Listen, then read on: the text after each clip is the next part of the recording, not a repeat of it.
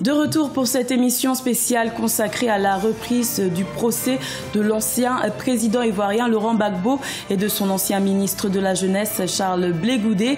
Africa 24 vous propose de suivre en direct de La Haye la suite des audiences. Good afternoon. Bien, bonjour à nouveau à tous. Nous allons maintenant faire entrer le prochain témoin, le 316. Madame l'huissier, veuillez s'il vous plaît aller le chercher. Nous allons donc l'entendre pour cette première séance.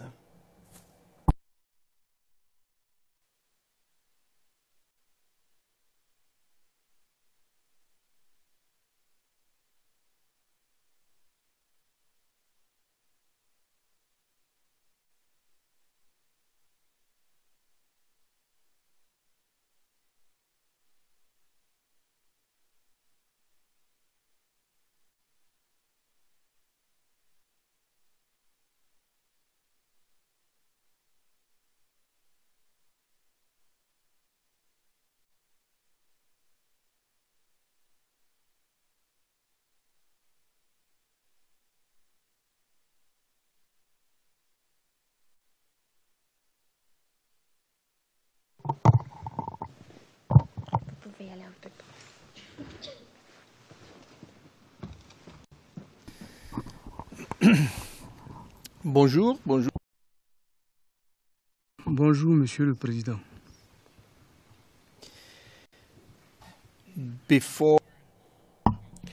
Donc avant de commencer à vous poser des questions, puisque vous êtes témoin, j'ai quelques questions à vous poser. D'abord, pouvez-vous nous donner votre identité complète et puis vos coordonnées, c'est-à-dire date et lieu de naissance, et votre nationalité, s'il vous plaît. Je suis le sergent-chef Bolibi Balo Ferdinand. Je suis né le 1er mai 1968 à Saint-Fra. You are... Et vous êtes ressortissant ivoirien, j'imagine. And could you also tell us your... Pourriez-vous nous dire quelle est votre appartenance ethnique et quelle est votre religion? Gourou, je suis de la religion catholique.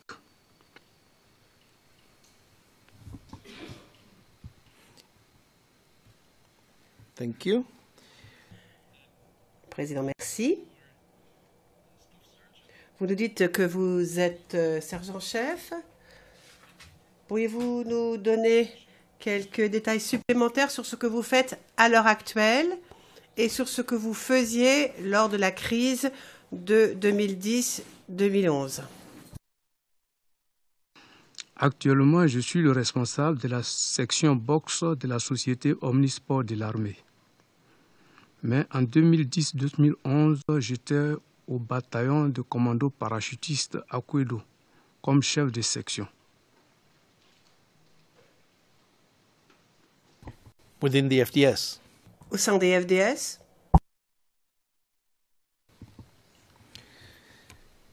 Thank you very much. Je vous remercie. Maintenant, j'ai quelques consignes à vous donner. Tout d'abord, les langues que nous parlons. Vous avez sans doute remarqué que je parle en anglais lentement, afin de permettre aux interprètes et aux sténotypistes de faire leur travail correctement, puisque nos propos sont interprétés et sont consignés. Il faut que nous puissions nous comprendre. What we are saying. So please. Donc, je vous demande de parler lentement et clairement. Alors, si je fais un signe, je vais vous demander de ralentir. Et ça voudra dire qu'il faut que vous ralentissiez, afin que tout le monde puisse faire son travail correctement. Ensuite, deuxièmement, il ne faut pas que nous parlions ensemble. Donc, il faut attendre quelques secondes avant de répondre à la question.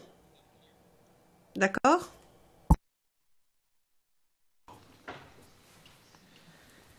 So, Alors, maintenant, venons-en à votre témoignage.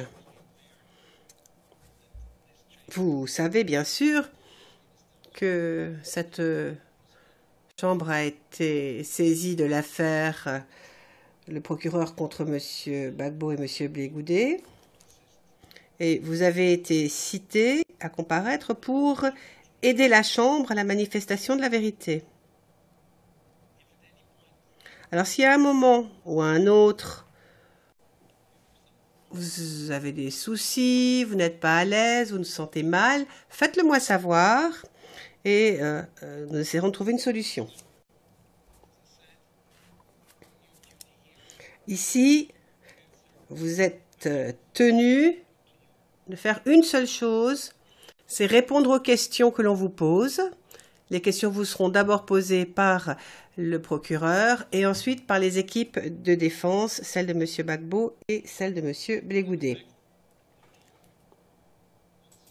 Alors pour ce faire, vous devez vous engager solennellement à dire la vérité. Je vais donc vous demander de lire à haute voix ce qui est écrit sur la carte devant vous. Merci.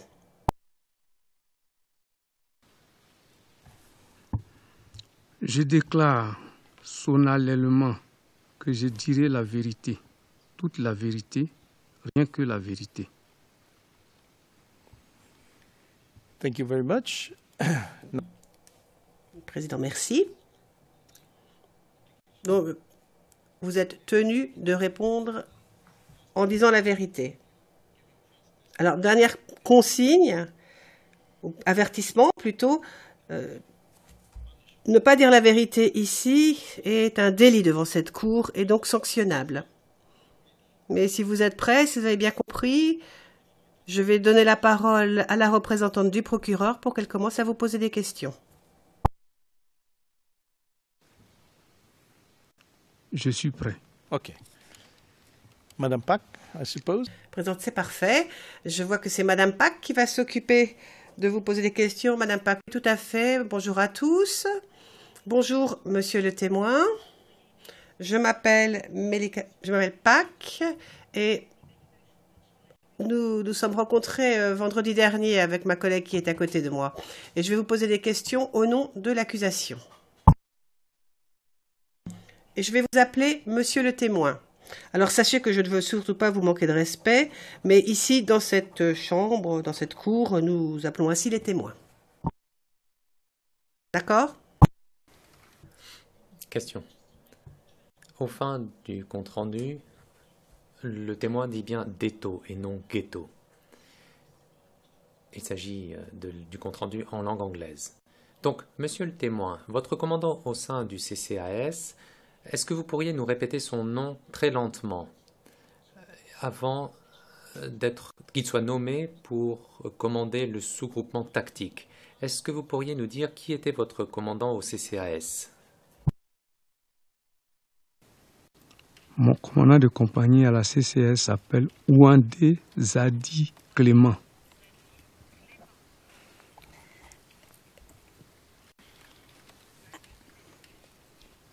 And when... Question.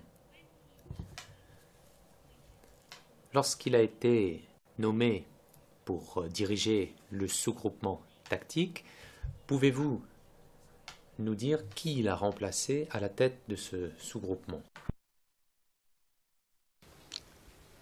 À l'époque où le général Adou Akafou créait le sous-groupement, c'est le capitaine Aksin Aketiri qui l'avait nommé là-bas comme responsable. Donc c'est Aksin Aketiri que Zadi a remplacé.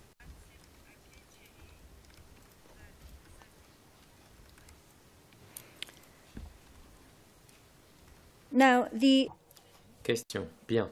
Le sous-groupement tactique, maintenant. Pourriez-vous nous dire où il était stationné physiquement? Le sous-groupement tactique était stationné dans l'enceinte de l'ancien camp, du côté du commandement des forces terrestres.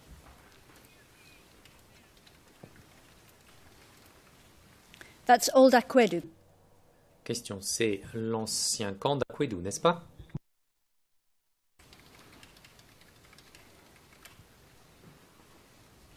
And Zadi, when he was Question, lorsque Zadi était commandant du sous-groupement tactique, savez-vous sous les ordres de qui il était placé? À qui est-ce qu'il faisait rapport?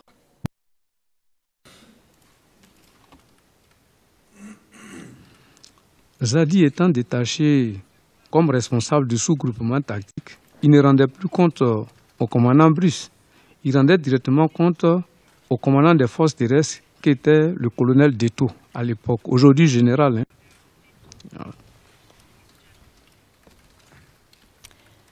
when you Question.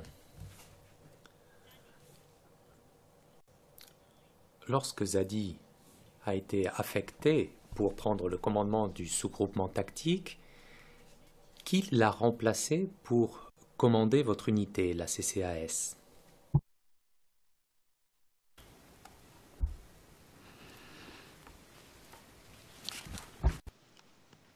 Oui, quand Zadi est parti, c'était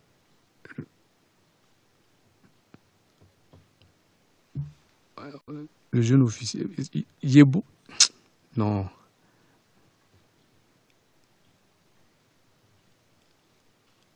Parce que c'était un jeune officier, il venait fraîchement d'arriver, donc je n'étais pas familier trop à lui. Bon. Je crois que c'est Yebois, lieutenant Yebois. Je ne sais plus.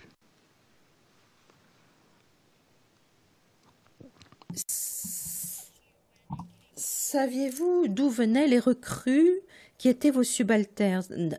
Savez-vous de quelle région de Côte d'Ivoire elles venaient?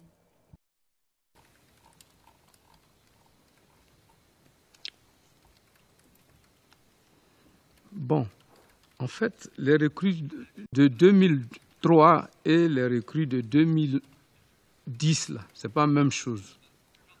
Parce qu'en 2010, effectivement, il y a eu un recrutement clandestin où les jeunes patriotes partaient chercher des jeunes dans leur région pour venir leur faire une petite formation à Kakro et les incorporer.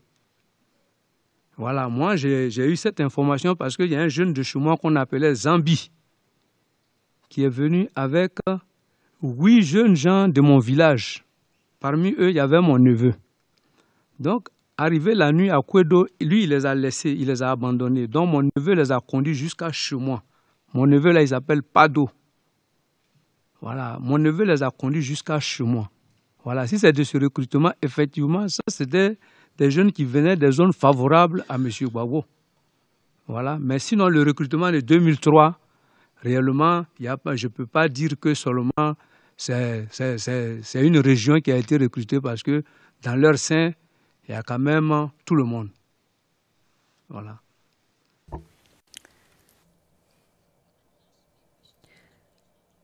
Dernière question concernant le recrutement de 2003. Vous avez décrit comment s'effectuait la formation. Je voudrais que nous revenions dessus. Vous avez dit que la formation était de courte durée et vous l'avez décrite comme étant très simple, très simpliste. Vous avez utilisé un terme en particulier. Et ensuite, vous avez dit, c'est que la preuve, c'est voyez où ça nous a amené. Donc, qu'est-ce que vous vouliez dire par là? Voyez un peu jusqu'où ça nous a mené du fait de la formation qu'avaient reçue ces recrues en particulier.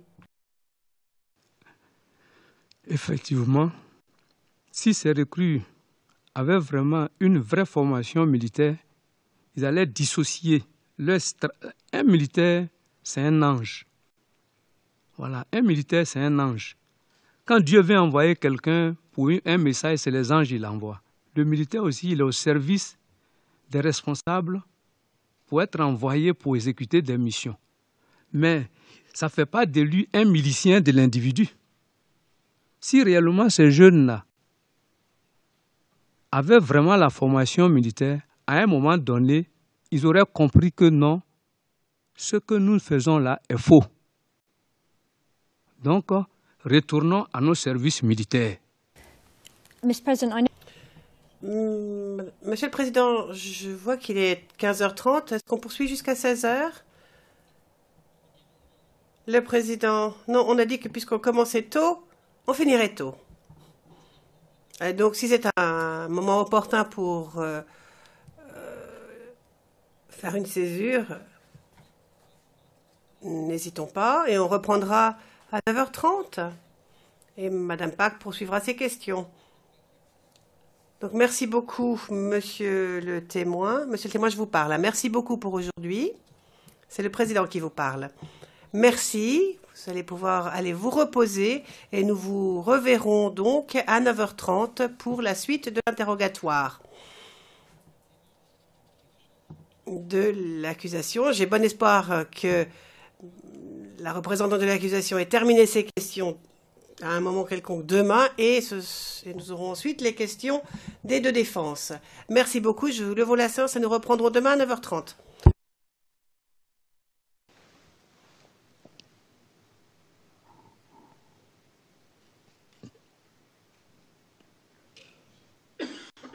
Cette émission spéciale est à présent terminée. Merci de nous avoir suivis. L'information continue sur Africa 24.